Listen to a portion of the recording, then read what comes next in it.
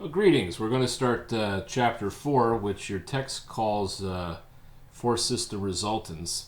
The chapter is really focused on just preparatory tools so that we can do rigid body equilibrium. So the biggest thing that's happening in this chapter is we're going to start looking at the concepts of moments and torques. So to set that up, we need to look at our picture we have here and talk about rotation.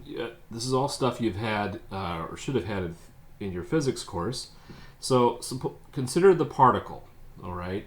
In our course, we're mainly concerned with, we analyze motion from a planar point of view. So here we have in the xy plane a particle that's going in a circular path, all right? And so the way we characterize that is we do everything with the right hand, all right? So to describe how this thing is moving, all right, you would use your right hand and cup your hand in the direction of the motion. So it's going around like so, all right? So what we would say then is that the displacement as this thing goes around, okay, is given by theta, but we can't really describe theta relative to the xy plane, so what we do is it's described as being relative to the axis of the rotation. So theta is angular displacement,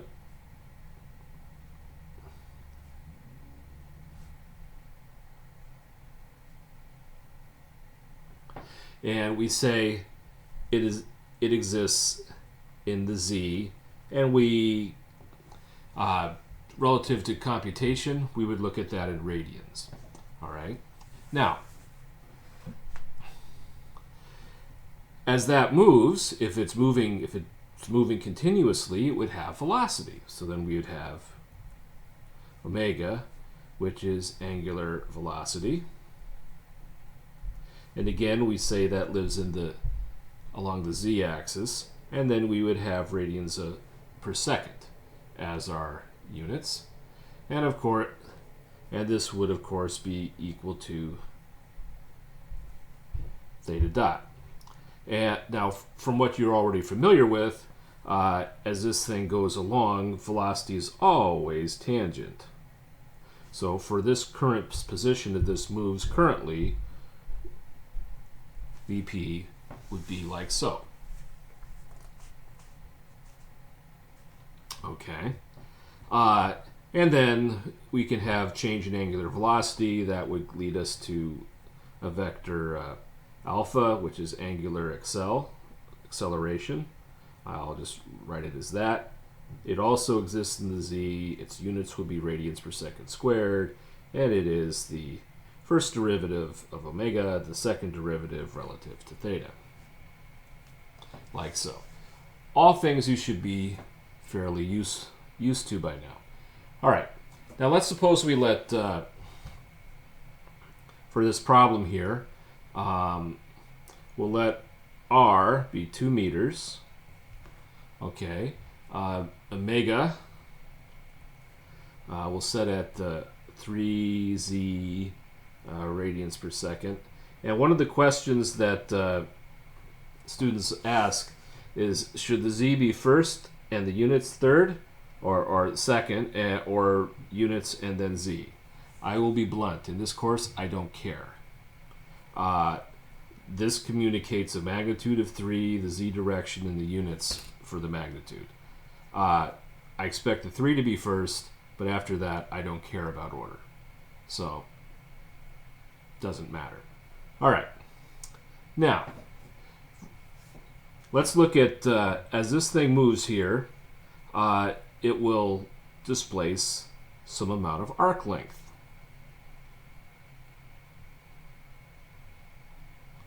Okay. Now, what's the equation for arc length? Arc length, the equation for that is magnitude of r times magnitude of our displacement. Okay?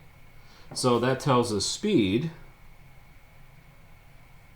would be given by r, because when you take the derivative of this, the magnitude of the radius at circular motion isn't changing, so we'd have that. Okay, and we already know the direction is tangent, so as p is currently right here, velocity is going to be in the y. All right, so let's combine speed with direction. So we know Vp is given by this. All right, now let's take a look at the cross product. So I want you to consider omega cross r. All right, so omega is 3z radians per second cross 2. So we look where p is, that's 2x. And if, don't forget, we have our little x, y, z, x, y. So x cross y gives z. Z cross x gives y. So that's 6 y. And then we have our meters per second again.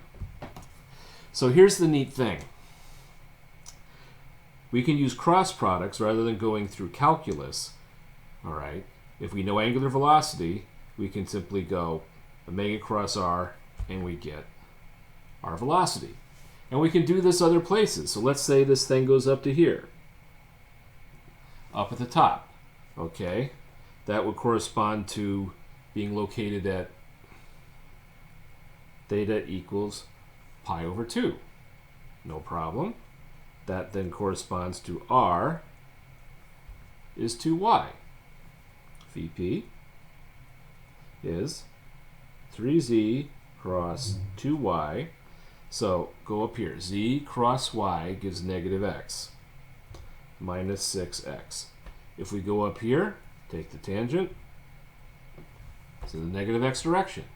We can go anywhere we want along here and get the same answer. So for example, we could go over there. What's that spot? Well, putting aside the quality of my drawing, it's meant to be theta is pi on 4. Okay. Now for that, r, the vector to get there, that distance is 2. Then we need a direction vector to get there. Okay, that would be cos 45 degrees, or 0.707x, then plus sine 45, or 0.707 y. All right, so again, Vp would be 3z cross 2.707x plus 0.707y. And I'll let you check that out, but one would come up with the following. 6 minus 0.707x plus 0.707y meters per second. The magnitude of this is 6. This is a direction vector. And if we just look at this here, so there's the velocity. It has a negative x component and a positive y component. Exactly what we got there. All right. So what we have here is we're dealing with xy planar motion. So the motion is actually in the xy plane. Moving this up a tad. But where z represents either rotation, or as we get into torques and stuff, an effort to cause rotation.